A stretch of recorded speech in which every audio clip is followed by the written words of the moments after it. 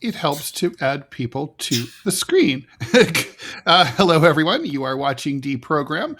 This is the Friday Q&A show. It's the first one we've done on Fridays, not the last. We'll be Monday, Wednesday, Friday for Q&A at 12 noon. My apologies for my distraction. Just as I was booting up the show, this news alert came across my phone that says, from the Hill, Gen Z turns against capitalism as DSA takes off. I'm like, hilarious. Yay, can't wait. So I'll read the story later. But anyway, okay, so let's explain what we're doing here. So this is sort of we're trying to obviously raise more money for the show. The show needs to be making a few $100 every episode in order to be viable. We are falling far short of that, as you guys probably know, just by keeping track of, if you guys pay attention to the donations. We do appreciate the donations we've been getting. So I've been working on the Patreon page, which Jamarl, I'm going to send you the link to, and you and Robby can take a look at. But basically, that'll probably be I'm thinking should be the one-stop place for all funding, including PayPal and all that stuff, just because it's already kind of up and running. The only funny part is for the tiers, I tried to have AI create thumbnails that showed both of us, and it created us both as generic black guy and generic white guy instead. And I kind of just left it because I was like, fuck it. And I don't know, maybe I can fix it later. I'll do it. I can do it.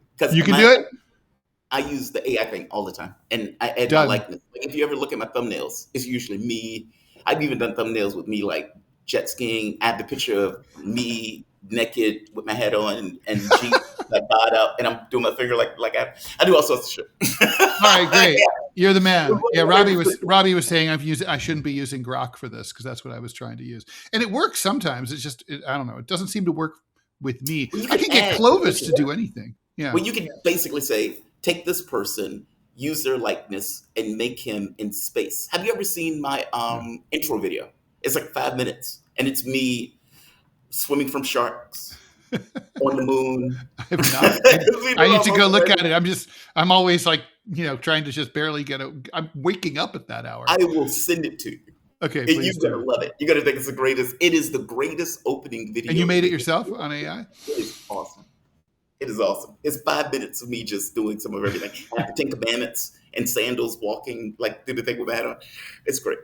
Just fucking around. Okay. All sorts of random shit. Because initially when I did it, I had because the video, my channel used to be 3 hours from 7 a.m. to 10 a.m. Yeah. And I would, my initial conception of it was, okay, 3 hours is a long time. You're going to need commercial breaks. Okay, what does a commercial break look like? Oh, let's just do shit that you can put in as a placeholder until you get advertisements for it. I had all sorts of ideas. None of those ideas panned out. But all of those things I kept. And so I sent him to Fiverr and asked the guy, hey, can you make an opening video of this? And he just took all of them, combined them into one, and that is my opening video. It's awesome. Awesome. All right. Well, guys, I actually have something I'm going to pass along to the audience that you guys might find interesting.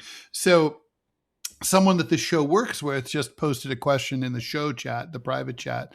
So for Monday, Wednesday, Friday next week, are there any specific guests or topics you guys want to do so I can book ahead?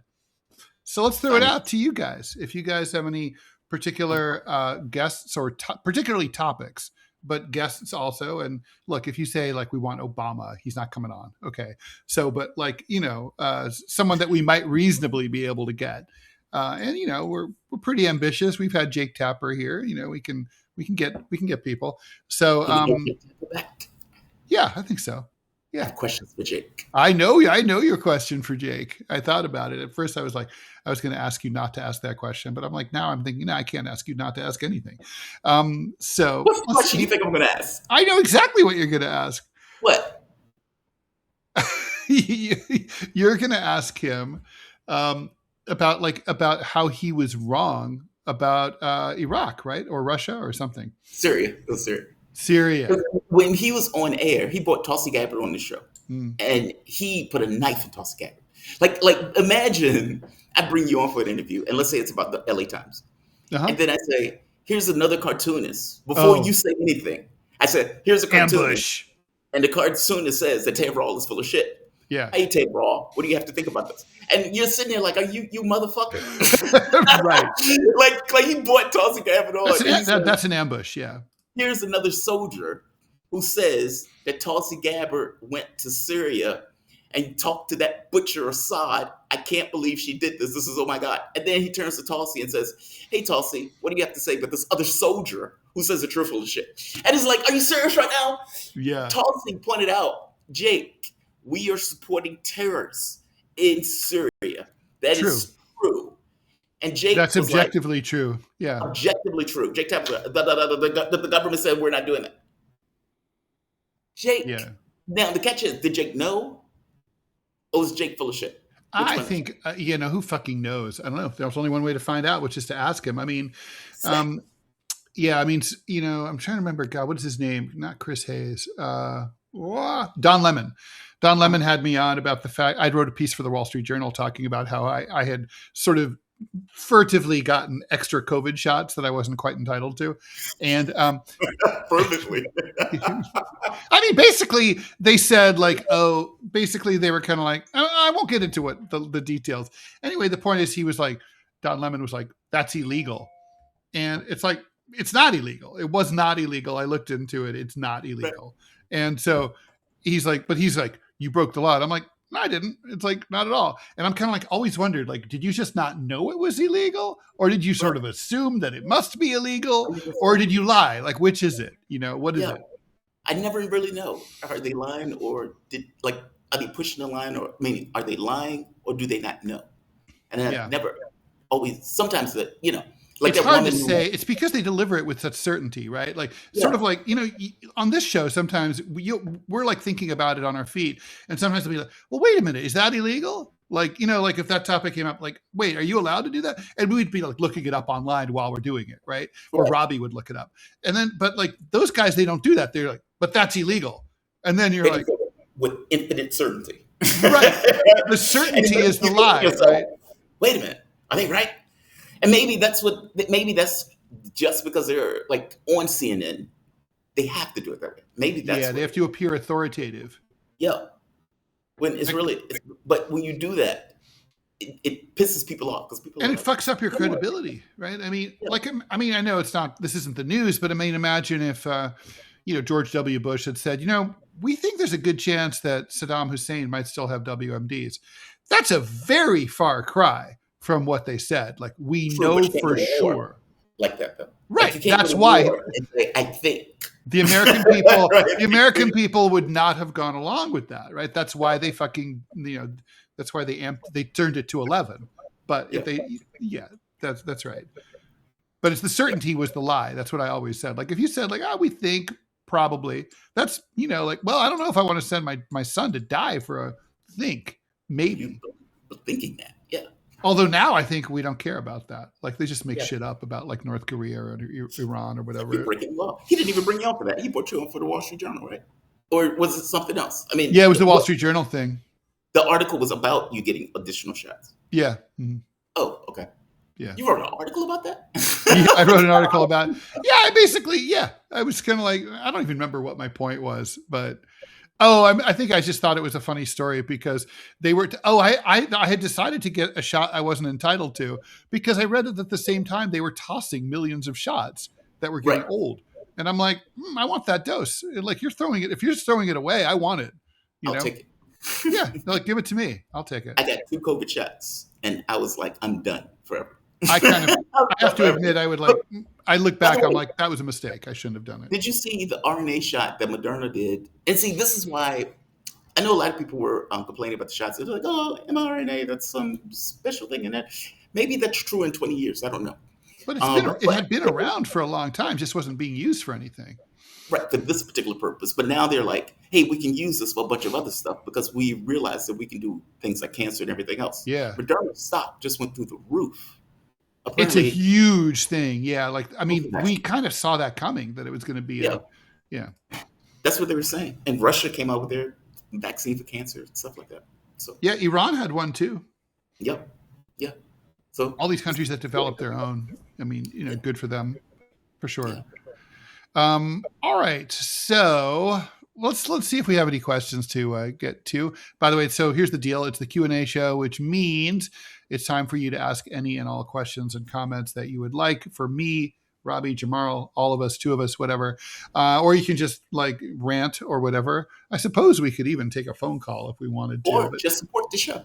And just support the show. Right? Any of those things. Yeah, we really... Something that I thought was super interesting. When you came on, you said Gen Z, and as you pointed out, I love this. You said Gen Z turns against capitalism. Yeah. And when I read headlines like that, I think to myself, why would they be supportive of it? Yeah, what's capitalism doing for them? What is it doing for them? They don't have a house. They don't have a job. They're living at home with their mom, and their prospects are the shit. You're telling them Social Security is going to go bankrupt. And you're like, we're surprised that they don't like the system in the way it is.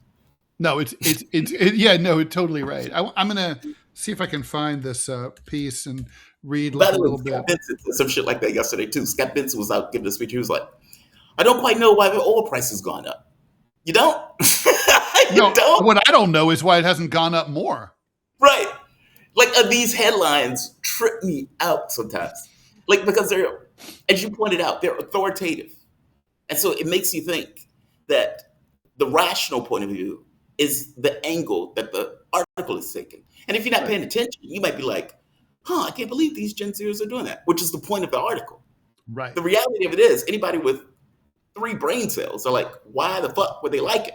Why would they be okay with it? It is really fucking them over. And they're like, we need something different. Yeah, capitalism sucks. I mean, yeah. Well, Look, okay, here we go. If capitalism is going to maintain itself, it has to continue the illusion that there's buy-in. Like, meaning you could fuck over 60% of the public, and that 60% allows you buy-in to fuck over the other 40%. Meaning, if 60% is in, you can fuck over the 40. True. You can't have 20%, 80% fucked over. But by the way, there's this great book that I would really recommend. It's called The Anatomy of Revolution by Crane Brinton. It's old. It came out like in the 60s. And basically, he compares the British Revolution under Cromwell, the American Revolution, the Russian Revolution, and the Chinese revolutions. And basically, he's trying to figure out, is there like a witch's brew that makes revolution? And if so, what is it? What are the common threads? What are, the non-common threads? I mean, obviously, there's unique characteristics to each of these events. And one of the common characteristics is when young elites have a hard time advancing. So that's not End Times by Peter Tuchin? No, I have not read that. Dude, you got to read that book. The Anatomy of Revolution is basically says, it's about, so basically like if you're a college student, you got to go to college, right, which makes you an elite, right? Especially if you got to go to a good college, but not, anyway, and then like you get out, you can't find a job, or you can find a job, but it's not a good job, or you find a good job, but it doesn't pay enough to buy a car and a house. Those things, right? Those things are like key. Like if young elites can't make it, it doesn't cause revolution, but it's a good indication that you might be entering a revolutionary moment, which is a time when a revolution might happen and might take hold. Peter Tushin's argument too. Yeah, I think called an elite pump. That you get to the point where there's the political system and the economic system can't accommodate the environmental changes that are effectively taking place, and you have so many elites that they've basically made policy, and even from the standpoint of media, entrenched themselves in a way that new elites can't break into the system. And the new elites who want to break into the system effectively use the anger of the masses as a way to go after the current system, effectively allowing themselves to get into a place.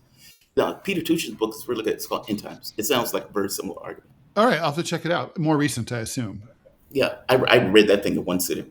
It was all right. Well, that's how I felt about, And I still remember where I was. I was in Thailand reading The Anatomy of Revolution. And when you're traveling sometimes and like there's no one else around and you read with an intensity because you're outside of your country and you're like really paying. I mean, I always pay attention, but like I really was engrossed. Anyway, Yes. Gen Z. So here's the story from The Hill. Only 9% of Americans younger than age 30 have a very positive view of capitalism, according to a new CBS YouGov poll. This is a stark contrast between Gen Z and older generations. 33% of boomers over 65 say that they have a very positive view of capitalism. 23% of Gen Xers, people like me, age 45 to 64, view capitalism very positively. But millennials in the age 30 to 44 range are closer to Gen Z. Only 15% say they have a very positive view. I want to meet these 15%. Who the fuck are they? 41% of respondents under 30 had a very negative or somewhat negative view.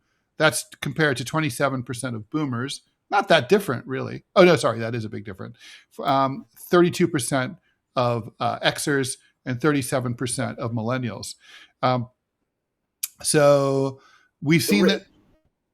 No, I'm sorry, please. Ashik Siddiq, national co-chair of DSA, says we've seen that polling and it's definitely striking. But to us, it really tracks with the experience that so many younger people have. Gen X, especially by now, just weren't raised with a lot of the assumptions that I think millennials were. I mean, man, I don't know. Gen Xers, we kind of saw the whole downward mobility thing ourselves. But anyway, yeah, interesting. I mean, it's rational. Right. Why wouldn't they? I guess my thing is, why would they have a positive view of it? I mean, the capitalists fucked up. Like, in no bullshit. From their point of view, they took it as, we'll just take it all.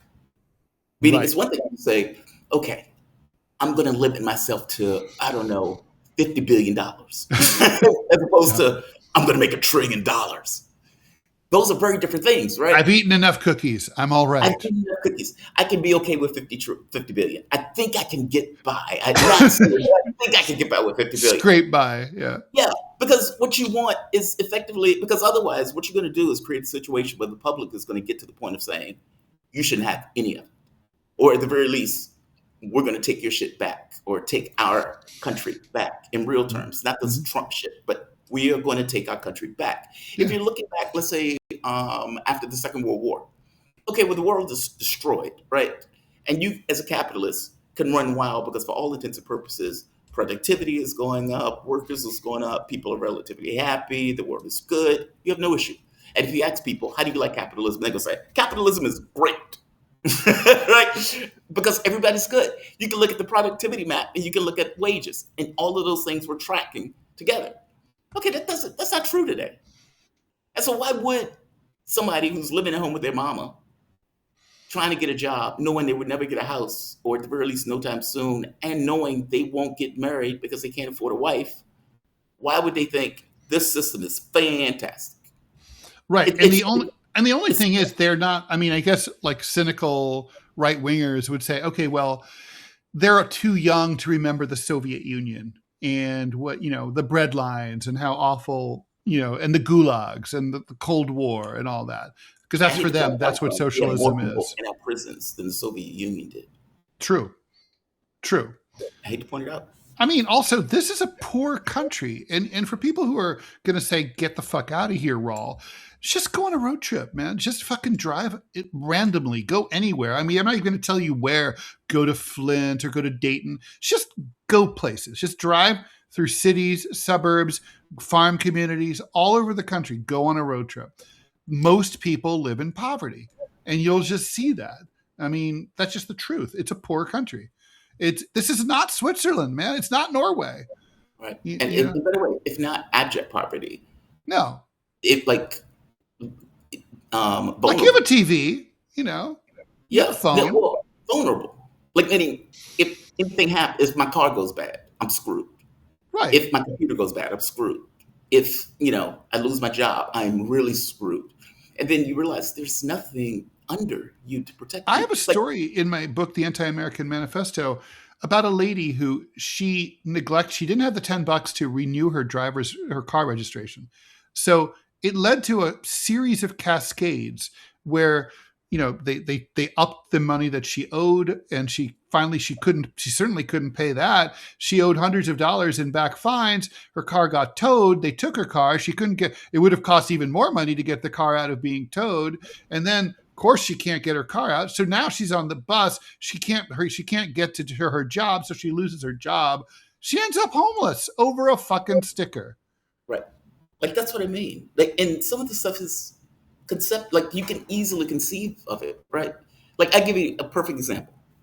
Lose the job when the radio station comes to Richmond.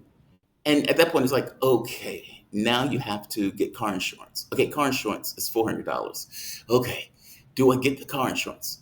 Now, the answer is no, because you can't really afford it. And so you say, okay, well, I'll just take the risk.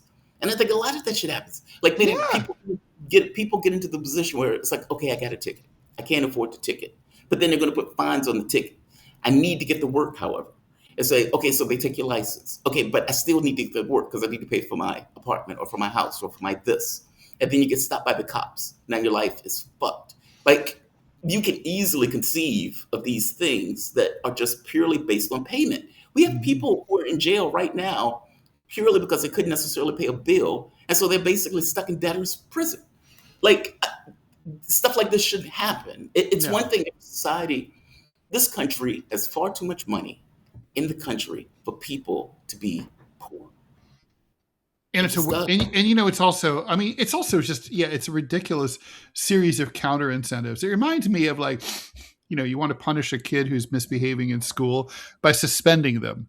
Oh, like, really? You think that's going to work? Like, you're sending them away from school to stay home all day and watch TV? Great, right? And similarly, like, you think someone you think that, like, you're going to wake someone up because they didn't pay, so you're going to charge them more, and, like, not like incrementally more. Like, I could see that logic, like, you owe $25. All right, well, now it's 30. But no. Now it's 50. It's like, now it's 100. Now it's 300.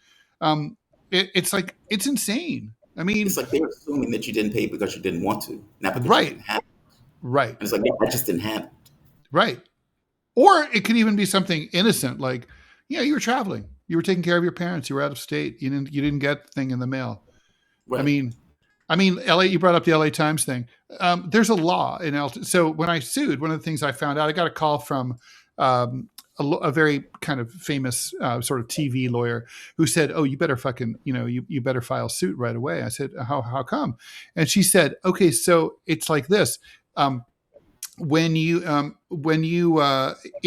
the state of California, the newspaper lobby got this law passed that if a newspaper publishes something that you deem libelous, you have, I think it's 10 business days to file suit. What? 10 business days between the time not from the time that you become aware of it, but from the time that it's published. I'm sorry, not to file suit, to provide notice that you're going to send a cease and desist letter, right? And I was like, so I got the cease and desist out, like, literally with like 3 hours to spare, right? But the thing is, and I had it delivered, by messenger, so that I'd made sure that they got it, blah, blah, blah, blah. Yeah. But the point is, I was thinking, all right, so people travel, right? People, or, like, let's just say I don't live in California and the LA Times publishes some bullshit about me and no one bothers to tell me for, say, a couple months. Oh my God, I can't believe that thing that the LA Times wrote about you, Ted.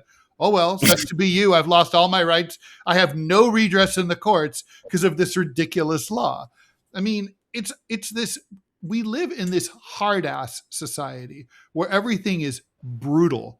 It's like, let's just say, okay, you get a speeding ticket. Well, I mean, where I live, that's going to cost you about $800 to get a speeding ticket. I mean, between all the supplemental fees and everything you pay. And I'm like, all right, if they want you to slow down, they could send that same message with $50 or $25. I mean, right.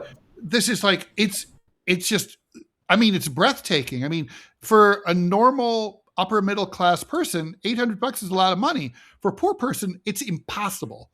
It's like, and so what are they going to do to you? I mean, it's just, and you can't go to a judge and say, Your Honor, I'm poor, I can't afford to pay. I mean, he's not going to care. They don't care. They just suspend your license. Yeah, they don't care. No, you're right. It's a hard ass society. Capitalism is evil. It makes people away. And by the way, what's funny, when I used to tell my ex, her and I used to get into arguments over money all the time.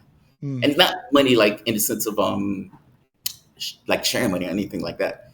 But when this is funny, it's like we're fighting for love. When I was that's so fucking epic. When I was traveling, I was telling her, I was like, dude, it's too expensive to be in Austria. Austria is extremely expensive. Anywhere, and it's not. Look, the issue for me when I was traveling was I had to pay for treatments. Treatments cost a certain amount per month. So whatever the cost of treatments and the cost of an apartment was, I looked at that as one cost, which is a base cost of anywhere.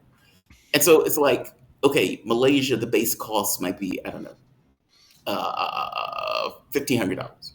So it's like between treatments and apartment, it's about $1,500. And you have to pay food and everything else. But food and everything else is so minor, it doesn't really factor into it. It's treatment and cost. In Austria, the base rate, I think, is like $2,400 just for treatments. That's not even for rent. That's just for treatment. I can't afford that. And Right. she's like, wow. She was like, well, if money is that much expensive to you and money is your only focus. And it's like, are you out your fucking mind? You live in Austria. Like, meaning you get spa days. Your healthcare is taken care of. If you don't work, you get a stipend. Meaning you live in an easier country. Well, it's like I used to tell my father, who was wealthy and didn't want to help me when I was younger. He's like, "You're, he's like, is money all you think about?" And I was like, "Yeah, because I'm poor." Yes. so Exactly. yeah. Like, I'm working on survival. I don't have help here. Right. Like, meaning you're dealing with somebody who is ill, and if anything happens, I'm just fucked. There is no safety net. There is nothing else. That's my mindset, right? And you're living in Austria where all of your needs are taken care of. Calm down. It's like, calm down. Don't give me shit for that. You would be better off coming here. You would see how the shit is. All right, let's do some comments. Questions. Yeah. All right, questions. And thanks for your support, guys. Priority goes to the paid ones, but we'll try to do them all. All right, Ray C 2020. I caught the Sugar Hill Gang set last night at Iowa State Fair. What were your favorite rap artists? Can I bust? Definitely. Oh God, I haven't listened to rap. Raekwon, Wu-Tang was. God, I used to love Wu-Tang. Raekwon's Only Built for Cuban Links is classic. Classic. Those are probably my three. I used to love the Wu-Tang Clan. Some of the other ones, when I was a kid, I can't listen to right now because I think they're just grotesque. NWA, I used to love when I was a kid growing up. Yeah, I don't know. Those are the ones that are coming to mind. Can I Bust, though, hits my top thing, even now. My knowledge of rap is shitty. But I mean, I loved Run DMC and Public Enemy, and yeah, Public Enemy is good. Public Enemy is so good. Yeah. So yeah, but mine, yeah, I liked Eminem. Yeah, Eminem is talented. I know a lot of black people don't like to admit that. Eminem is I would imagine, yeah. It's like that white guy is taking us back. It's like, hey man, you have black people. Jesse Owens, right? Black people are doing rock and doing it well. Hell, right. Arguably Chuck Berry invented it. So yeah. All right, let's see. FU so thanks for the $1. What's black and white and Robby all over? I don't even understand that joke. What's black and white and Robby all over? I mean, I know what's black and white and red all over, but that's not the same thing. And Robby all over. I don't. Young people would not know that joke. I'm not going to touch that. I don't know where he's going. No. Okay. All right, let's move on. Romeo Scar. Okay, we have some guest suggestions. George Galloway and Chris Hedges. George Galloway would be amazing. I don't think Galloway likes me though. Hedges, I never know if he likes me or not. Hedges is awesome. I've interviewed him once, I think. He's really good. I was in a debate with him once. He's a pacifist. And he is. And I'm not. I don't even know why pacifists exist, to be honest. This was in conjunction with revolution. And he argued that it's possible to have a revolution without violence. I said it's impossible. Pacifists can exist because there's been willing to do violence for them to protect them. Yeah, that's why pacifism exists. It's that. And by the way, Robby, when you said that statement, when you're watching Deep Space Nine, you're going to come across Section 31. and he makes basically the same argument. Mm-hmm. He's like, you can be you because we're here. Right? We're going to do the adult stuff that you can't tolerate. So you can be your pacifist self. You can be, your doctor and everything else. You can have your ideals, and we will take the sacrifice of a hit to our own ideals in order to make you there. Yeah, agreed, Rob. It's just life. Reality doesn't allow it. Like, I'm a pacifist bunny. It gets eaten. A bunny gets eaten. Okay. Let's see. Genitils, thanks for the $5. Ted, what's your bike, and do you get nerdy about bikes in general? The bike nerds need to know. So no, I don't get nerdy about bikes in general. I don't wear spandex. I only wear like shorts and a t-shirt and sneakers. However, I have a Greg LeMond. It was a treat to myself. It's funny because I had until the year 2000, so I was like 37. I had like the same bike that my dad had given me for my 12th birthday, which was a Japanese Azuki. Great bike, but I just I beat it to death. I mean, it's like I'd been using it my entire life, and then half of it on the streets of New York City, and so I had some money that year. I was making some good money, and I was like, I'm going to buy myself back then, what was a very expensive bike, $2,500, and the frame only weighed 6 pounds. You could like pick it up with your pinky. It's like a bag of sugar. So good. So I still have it. I treat it, everything I have, I maintain really well, my car and everything, my computer, I keep everything running. I try to buy something and keep it going as long as possible. Then I kill it and get something I like to replace it. But I don't like to buy new things all the time. So the longer you can make something last, the fewer headaches there are in your life and the less money you spend, and it's better for the environment. It's just a win-win-win. So so basically, so it's a Greg LeMond. It's blue. People always admire it on the streets. It's 26 years old, and I have no plans to get another one. I have a bike speedometer on it, so I can keep track of my rides and shit like that. I don't not go that fast. Yeah. It's like, I need a speedometer. Well, 2 miles an hour. Believe it or not, like it's actually, I do break the speed limit at certain points. No, I'm teasing. It just sounded funny. No, it's true though. All right. So have you read Guns, Germs, and Steel by Jared Diamond of UCLA? Yes, I have. Famous book. Thoughts on what I call geographic determinism. Do you know about this book? No, I don't. What's geographic determinism? So geographic determinism, which I think is pretty, I think it's a pretty compelling argument. I don't think it explains everything. Nothing explains everything, but certainly it doesn't. But it's arguments that, for example, the reason that the United States had a big advantage in its 19th century development was that it has big north-south rivers like the Mississippi that traverse through different climatic zones and facilitated trade between different crops that grew at different latitudes, as opposed to China, which had a harder going because it was disadvantaged by having large east-west rivers like the Yangtze and the Yellow River that don't cross into different climatic zones. So, for example, the rice belt wasn't able to trade easily with the wheat belt, and so on. I see. So it's just about geographic positioning means a lot. Like North America benefits enormously from being protected by two vast oceans on each side, whereas a country like Russia is always beleaguered and besieged because it has no natural borders to protect itself in very many places, and a lot of hostile neighbors, and they don't have mountains to protect them, so they rely on basically the Russians have always for hundreds of years wanted to maintain either controlling or friendly relations with all of their neighbors so that they had a buffer zone. That's how they achieved security. That's what the Ukraine thing is really all about.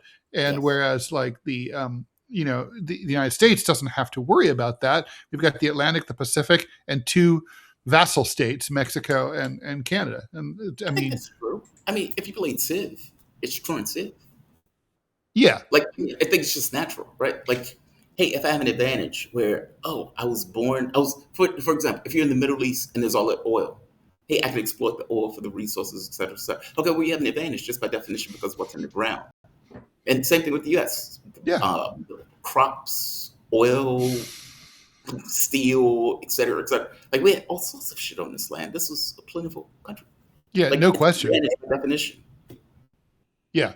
No, I mean, I think, look, I do think it's, I guess I do believe in it. Let's see. Spock's Turtle. I asked Robby earlier this week, but would you all ever consider doing sci-fi movies, TV watch-alongs, and do commentary of them? Yes. Certainly. Well, I don't think we can show that on TV. Just what I was going to say. Yeah, there's copyright concerns, right? Yeah, I mean, doing mystery science theater, we can't really do that. Yeah, what's the rules around that for Rumble? You would get nuked because of copyright.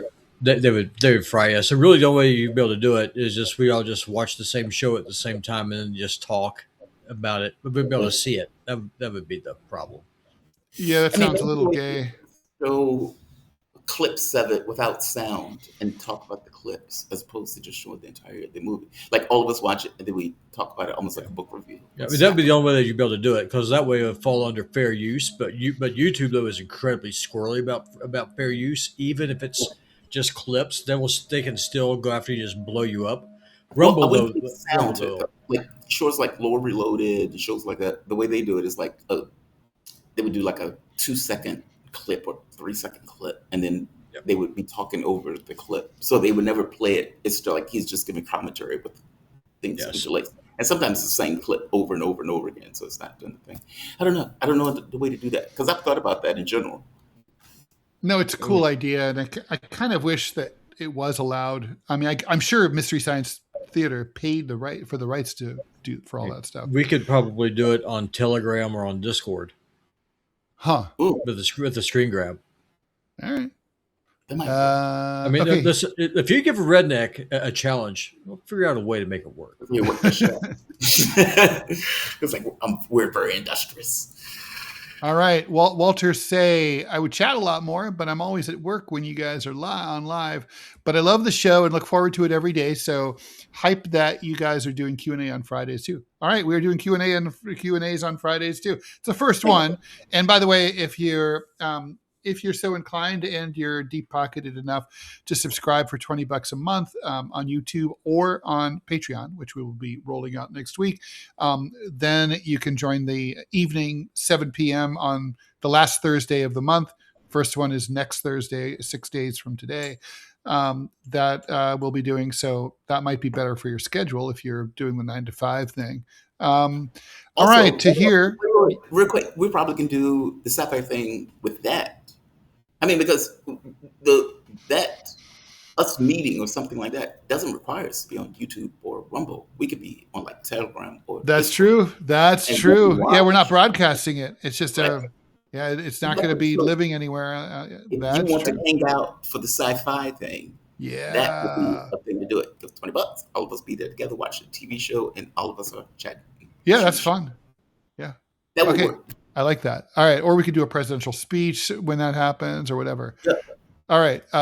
This you do under HEPA. You do not have to answer this question, Jamarl, but Tahir wants to know what you were being treated for. I have kidney failure. I've had kidney failure since I was 17. It's been 31 years. It's funny when I was in, so I have to get dialysis when I'm a problem. Like I have to pay for treatments. When I was, it was funny. I hope we have national health care by then. No, they don't. You have to pay for it. I mean, it depends on where you were. If you're in Europe, Europeans get it for free. Yeah, and if you're a European and you move anywhere through Europe, you get it for free. So basically, if you're from Austria and you move into, Germany, same healthcare. All of this, they have agreements. As an American, no, you have to pay out of pocket for it. Ridiculous. So when I was in Nepal, the first place I went to, I spent like $30 because it was a public hospital. Public hospitals tend to be worse off, and oftentimes they don't really see foreigners or Americans. But me, I don't mind. Eventually, I got into a fight with the doctor at the public hospital and had to go to a different one, which increased the cost. The guy, when I was at the hospital, I was telling him what I needed, because at that point, I need to get treatments. It's an emergency. It's something that needs to get done. And there's a finite amount of time that it needs to get done. And I'm a burning candle while it's not done. And so I go to the hospital. I'm talking to the doctor. He says, okay, well, I have another one. Maybe you can go to this one. And he talks to the doctor. And he's talking to him. He's trying to get me a deal on the price, right? Because there's a certain amount that they can charge you in Nepal. And that price can go everything from, let's say, $40 to hundreds of dollars. Now, hundreds of dollars is insane. If somebody is saying we're going to charge you $300, $400, $500, tell them to go fuck themselves. Depends on where you are. I know how much these things cost all around the world. And I go to the other doctor, and the doctor, him and I are talking. He's a very nice guy.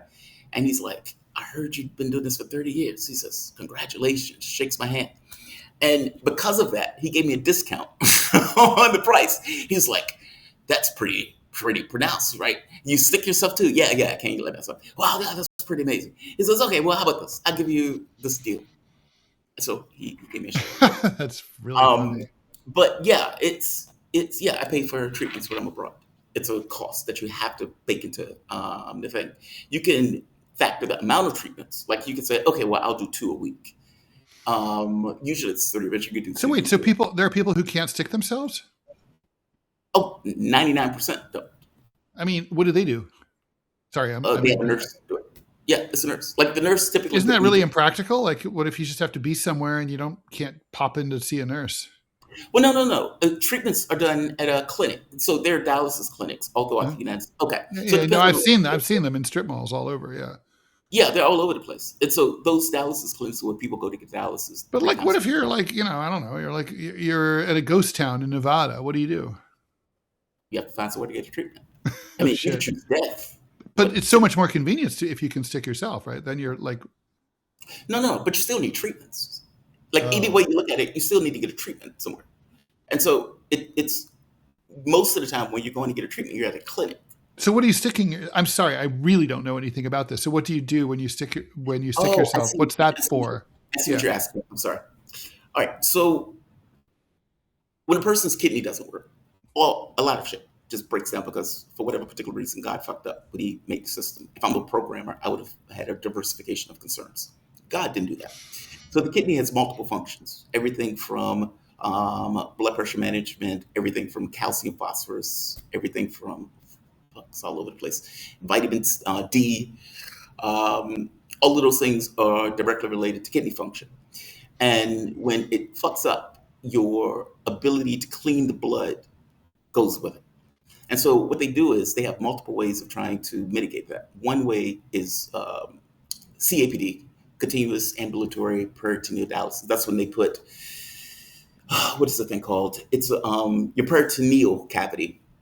It's a cavity lining in your stomach where they can fill with this kind of dextrose fluid and pull blood. And osmosis, there's an exchange between the sugar, which goes into the blood, and the toxins that goes into the vein. That, however, you have to do 4 times a day. So that's time consuming. Oh, I had no idea. So the other thing is where they put what they call a fistula in the arm. And basically they take an artery and a vein, combine it in order to create an access, which is a thing that basically is throbbing with blood. It becomes a huge blood supply. They can put it in the arm, the leg, etc. They don't like put it in the leg. Usually they put it in the arm. And you would use a needle for the arterial and a needle for the venous, in which case blood goes through the machine, basically goes through one needle to the machine, gets clean, and then comes back in through the venous. That typically takes 3.5 hours. Wow. You got to do something because otherwise, over the time period, your body's going to fill with toxins and you will ultimately, over the course of time, die. This is a shitty process to die in that way because you basically, as somebody who started this as a child, very aggressive I did not wean to it easily as a child. I just say it that way. And testing the limits of how long a body can go without treatments. If you want to know how it feels, I will tell you how that shit feels and how long you can go without it. And I've tested the limits of all that stuff. Wow. But as an adult, I have become wiser. And I've realized that this stuff has to be done you have limits, and those limits, you can push those limits, but there's still limits. It cleans the blood, and you typically get it in America 3 times a week. In other countries, sometimes it's 2 times a week, but in America it's 3. You don't really have a choice on that. You can push it, the limits, so you can go 7 days, 8 days, 9 days, 10 days, etc. But you are going to feel shitty the further you go out in that. And so typically you try to keep it within boundaries. When I would take trips, like for the radio station, it would be 5 days because that was the length of the trip. And that wasn't really an issue. At worst case scenarios, when I was traveling, you would go 7. I think the worst I did was 9. I think that was during the wedding. But you have to mitigate that. Like what you eat, what you drink. You're basically not drinking anything. What you eat is being minimized because you don't necessarily want to put the toxins in. But basically, you have to deal with the fact that you're a burning candle and you have to extend the length of the candle as you function, because after a while you're going to have a hard time functioning. But I never tested that when I was at the job. It was only like 5 or 6 days, which was normal for me. I've been doing that for like 20 something years, so that wasn't anything abnormal. When I was traveling, however, I got every treatment, but I got every treatment just because I ran into an issue when I was traveling that required it. When I was in Albania, I was getting 2 a week. There was no issue. The world was great health, everything else. By the time I got to Nepal, my what's the word I'm looking for? Consistency started to break down, and I put on a huge amount of fluid, which required me to get the 3 treatments a week as opposed to the 2 that I was getting normally. But no, you just mitigate it. You just have to try to balance the shit out. There's a bit of discipline and self-control that's associated with it, especially when you're traveling, because you don't have leeway. Like if you're in America, worst comes to worst, you can always just go to a doctor. When you're abroad, it's more complicated to go to a doctor because they don't speak your language, and you have to. Yeah, of course, that's the worst. Yeah, but most people don't sick themselves. They just go to clinics and the nurses do. Got it. Yeah. All right. Let's do some more questions. Thanks for the $20 from Sam Palmisano. If we had the ability to completely solve one social, economic, political problem, which problem would create the greatest positive impact by being solved? Get rid of poverty. I was going to say economic insecurity. Get rid of economic insecurity, like where nobody has to worry about the basics. Yes. Like, okay, so if you lose your job, you're going to keep your house. You're still going to have your car. You're still going to be able to get health care. You're still going to be able to get groceries. You're going you might not be able to go to the French Riviera and stay at a 4-star hotel, but you will be okay. Yeah. Because the thing about that is it's not just the kind and right thing to do. It's also like economically powerful. I mean, think about the ripple effect in the economy when people have all that extra money in their pockets. I mean, if someone loses their job, right? That's a dry cleaner that's no longer, pressing that person's suits. That's a barber who's not going to see that guy getting his hair cut as often, and so on, right? Like if if people are skimping on groceries, the grocer's selling fewer groceries. I mean, right. Put more money in people's pockets. It's trickle up economics. I think I would say it is create abundance, get rid of scarcity. Right. Like, because I think we function on the scarcity model with the idea of a lie. Because Correct. With scarcity, you can make more profit, but more profit only goes to, the rich. Like getting rid of scarcity is different. Like that's basically saying we're going to create abundance. We're going to make sure that there's so much stuff that things are just dirt cheap and that people have the things that they need. That's a different economic system, by the way. Completely. That's a radically different economic system. Totally. Yeah. Totally different. All right. We have more questions. Thanks for the $5. Albu Kid. Jamarl, I thought Medicare says for hemodialysis, it's called dialysate in the peritoneum, and it can be done overnight, not 3 times a day. It depends. So there's CCPD and CAPD. Continuous ambulatory peritoneal dialysis is the one that's done 4 to 5 times a day, depending on the person. Continuous cycler. Oh, Jesus, it's been so long. I was in my 20s when I was doing this, so I forget some of the names. But it's CCPD, or continuous cycler peritoneal dialysis. That one is a machine that you do overnight. It's the same process. It's just a machine doing it. The machine does 4 to 5 treatments over the course of the night while you sleep, ideally while you sleep, because if it goes off, you have to wake up. If it goes off, you have to wake up. If it goes off, you wake up. You can choose to do either one of those. I no longer can do either one of those because what comes with those, potentially, if anything goes wrong, is what's called peritonitis. Peritonitis is when you have an infection in your peritoneum cavity and you talk about pain, epic pain. The first one I had, I was 18 years old. I was in college. And the woman I was sleeping with at the time, Stacy, she wasn't my girlfriend. We were just having sex. She was in fact, we hooked up within the first night. No, by the third night, she stole my virginity. She took my flower. You were raped. Right, I was right. She took my flower. But Stacy, it was funny, right? Because initially my first thought was, they tell you, okay, if you think you have peritonitis, empty your bag. Basically, empty the bag that's in your stomach, and is it cloudy? The bag wasn't cloudy, and so I was like, okay, I'll let it ride for a bit. And I fall asleep, wake up, I'm in pain. I'm in extreme pain. And I empty the bag. The bag was cloudy. I had peritonitis. And I tell Stacy, and I was like, Stacy, I need to go to the hospital. I'm calm. Even though I'm in pain, I'm very calm. I need to go to the hospital. What's wrong? I think I have peritonitis. And she starts to freak out. And I said, Stacy, I need you to drive because I'm in extraordinary pain. Was she like, oh my God? She is in a full panic. No. And she's driving me to the hospital. She nearly hits a car. And look, here's the thing that people don't quite realize. I don't like people visiting me in the hospital. I hate it. It means that I have to now deal with my issues and deal with yours. And I don't want to do that. Like, meaning I have to somehow now be here for you, even though you're supposedly visiting me. It's one thing if I want you to visit. If you're visiting when I don't want you to visit, this is more about you. That's less about me. Respect my options. And I will be a dick to you when I don't want you to visit, right? People learn that the hard way. Like when preachers come to the hospital and I leave the room. And it's like, why is he leaving the room? Because he doesn't want you here. He didn't ask you to be here. He doesn't want you here. He doesn't like you. It's that, right? And I need to communicate to you because you're not listening to me. Stacy barely gets me to the hospital.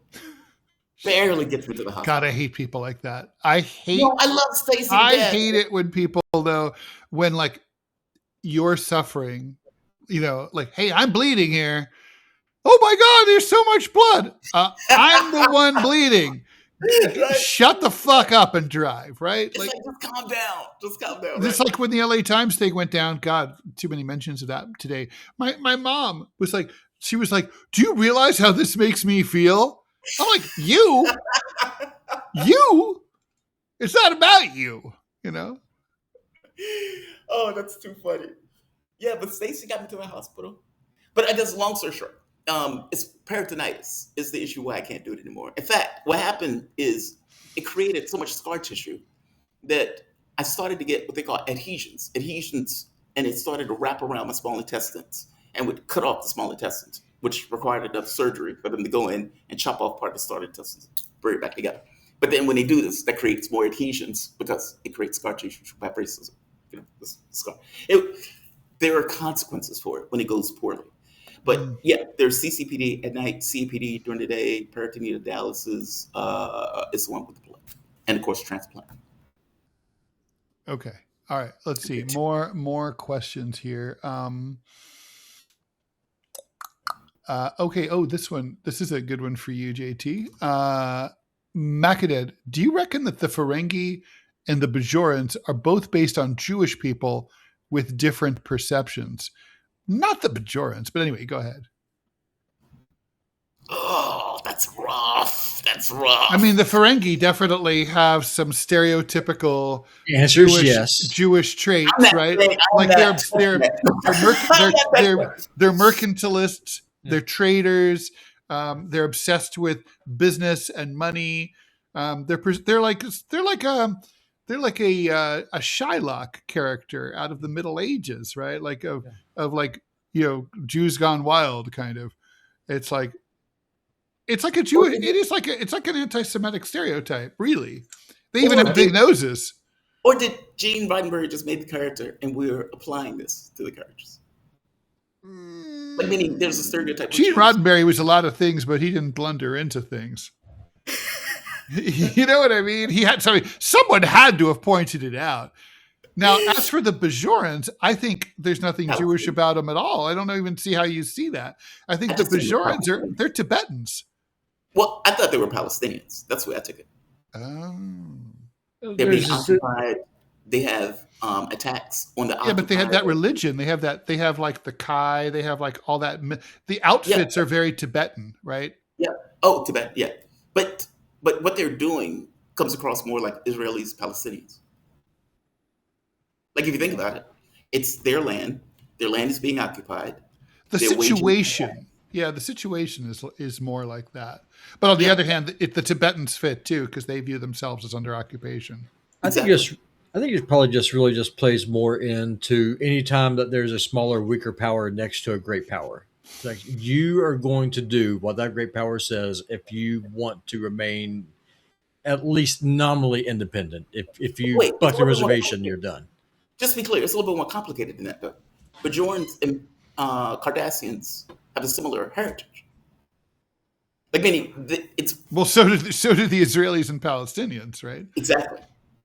That's what I mean when I'm saying that. Like, it's if I'm not mistaken, it's hinted in the show that there's cross-pollination between these groups that went before. Meaning, Cardassia hid that Bajorans had already been on Cardassia a long time ago. Mm-hmm. They hid that shit. They found, like, Cisco being we don't want to give too much away to Robby, who presumably he's not in season 5, I imagine. No, I'm only like 4 episodes into season 1, and but that does come. What we're talking about comes to light, and it becomes a big deal in the last season. Yeah. Cisco, I definitely see the resentment. This whole place is occupied. It's strategically important because they have the wormhole. The Federation comes in, so it's very NATO, Ukraine against the big bad Russians. It's any other kind of buffer state. So here's how this is going to be. It's strategically important. Like, nothing personal. We're just taking over. Yeah, but as far as the Ferengi goes, I will go boldly to where you dare not tread. They are 100%. They are space where Jews. No man has ever gone before. They are space Jews. Yes, it is true. And I think the Bajorans are space Tibetans too. Come on, the religion.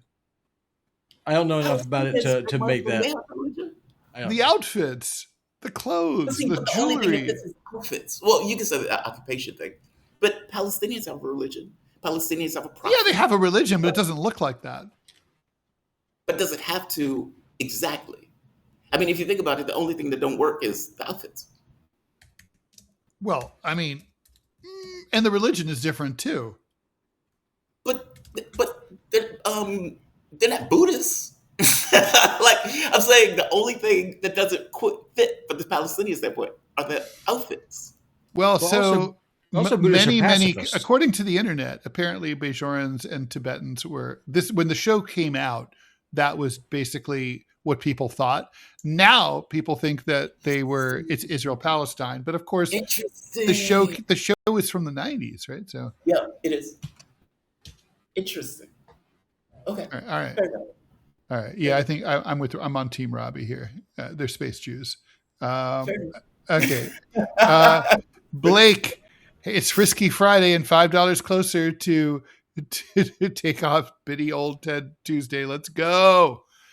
Yeah, I think we're at like $4,977 to go. Keep it coming. Keep it coming. Yeah, Ted Morris, I would have showed you much. You'll get there in like 2 years at this rate. 2 years. We get here in 200 years. I have exposed my ass on Instagram, literally. I would expose much. Really?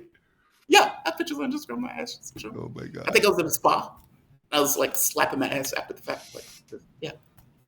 But when you go to spas, they, like, depending upon where you are, like around the world, it's nude spas. And they would give you like this little G-string type thing, your ass is showing and everything else. And it was like, I like to walk through with my ass showing. I like walking through the hospital with my ass showing. I think it's the funniest thing in the world.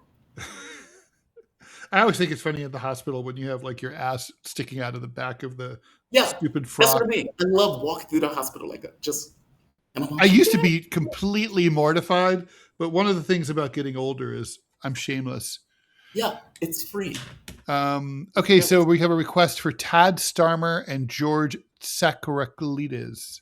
Ted Starmer. I don't know who that is. I don't know who And what's that the is. last name? I'll look him up. The other one's got a long Greek name. I don't know. Interview Candace about French politics. F you so. I would love to watch that. Do you think Candace will come on? Hmm. Well, I don't know if I'm asking you like hey, you think so-and-so? It's like, who the fuck, like, how the fuck do I know Candace? You know what? I'm going to reach out to all of these people and see what happens, unless I find out one of them's a Nazi or something. Candace Owens would be fascinating. She'd be great. Trash Panda, thanks for the $5. You have to break a few eggs to make an omelet. We will never get change with pacifism. True. That is true. That is true. Yeah, they don't care. Okay. Don't care. Faraj, question, is Zionism the worst and most harmful ideology to infect the globe, or have there been worse ones? Shout out to Robby. Of course there's been worse ones. I mean, Zionism has only, quote unquote, killed several 100,000 people, right? I mean, maybe 500,000 people. But, obviously Nazism, killed arguably close to 100 million people. Look, capitalism is, in my view, the most dangerous and most lethal ideology to ever infect the world. I mean, it's killing millions and millions of people every single year with poverty and misery. It's the root cause of most wars. Capitalism is a fucking disease. It's a scourge. It's insidious. Yeah. I mean, and the reason why I say it's insidious is like, people can make the argument that, hey, if you keep it in bounds, it works. And I think China would say, well, this is a tiger that you need to ride in order to get some level of economic productivity, because you need a way in order to get people to do things, that people will do things. Well, they have an authoritarian government that allows them to control things carefully. Exactly. They can chop off heads if they need to chop off heads if you go too far. But if you let the shit go by itself, nah. And people talk about like schoolboy capitalism. It's incompatible with liberalism. I mean, capitalism is incompatible with democracy. I mean, yes, true.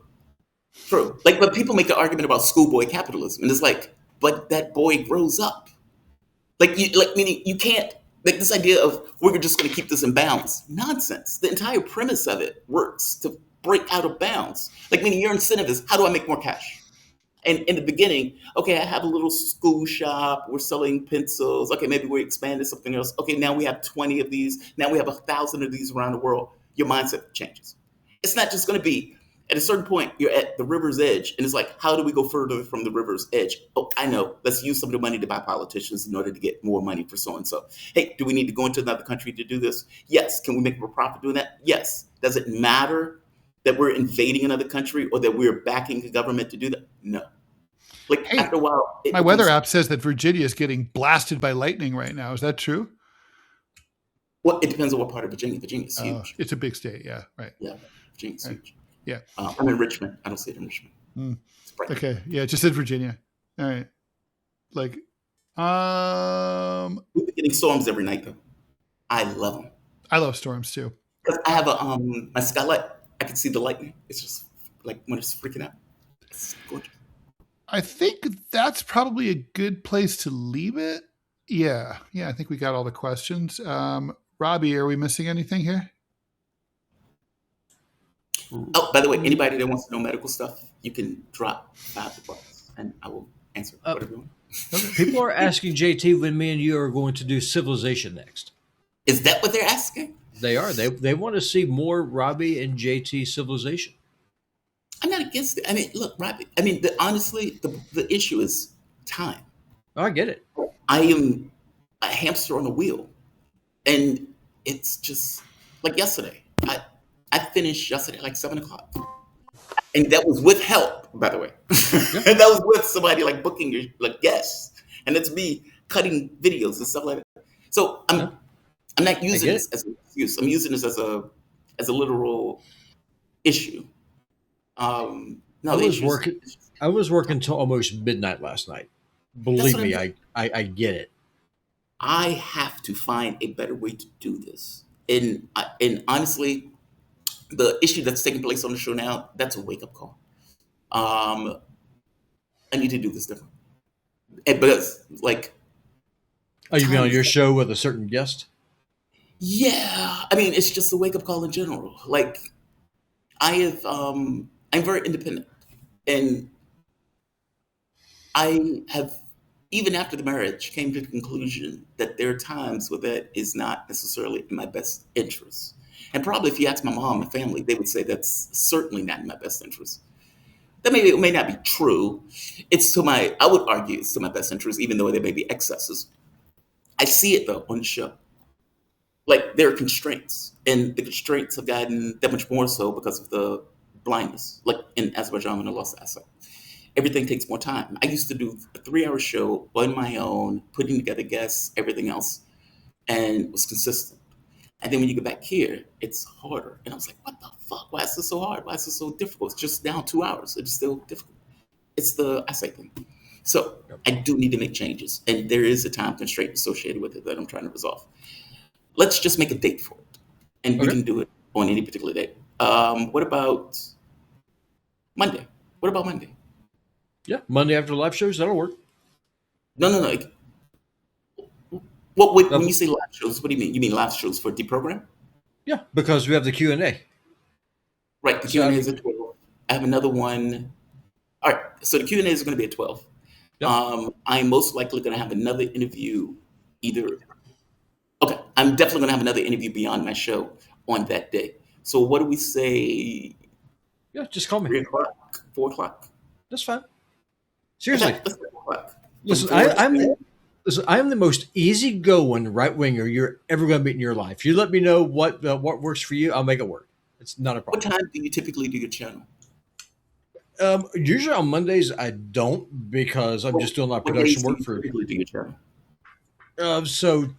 Right now it's Tuesdays and Thursdays, but depending on how Rumble's creator program works, I may just end up. And this could come as a shock. I may end up just abandoning Rumble and just going straight to YouTube.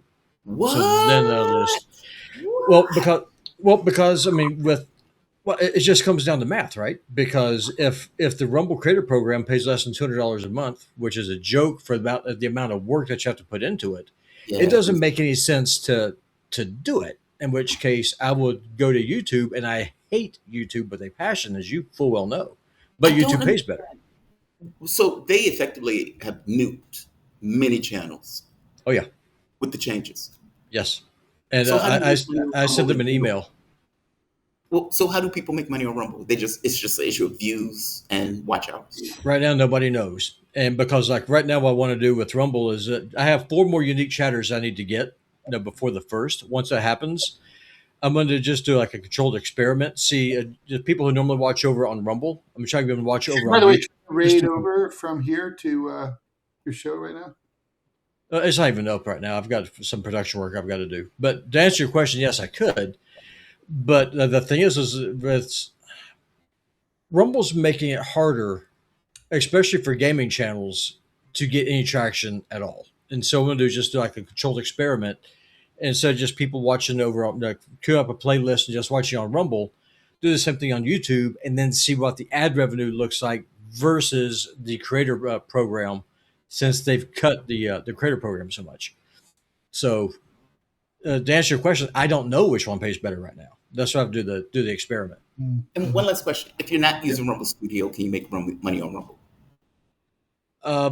No. Pretty much no. So to kind of put it this way, so on ad revenue in July, this is in some inside baseball. So in July, I had just under 5,000 watch hours on Rumble with on the gaming channel. So the way that the creator program was before that happened, that would have been like a $3,000 paycheck. Yeah. Easily, which would have solved like all my problems. I made $240. What? Which is insane. Oh, that same thing happened to this show. This show that you're watching right now, DeProgram, took a 70% pay cut when Rumble made the change that they made. So Now, whenever is Rumble like recalibrating now, or I don't know, I sent you a copy of the email that I sent them, letting them know in no uncertain terms. yeah, It's just I have brought shows over to Rumble. I brought creators over. Millions of people. I mean, Right? that's some shit to Yeah. do. Like, talk about betrayal. They just in 1 month. Yeah. I mean, because YouTube did that shit once. I don't know if you remember this. They used to have YouTube had ad apocalypse. This Yeah. was 7-8 years ago. That happened And after Trump got elected.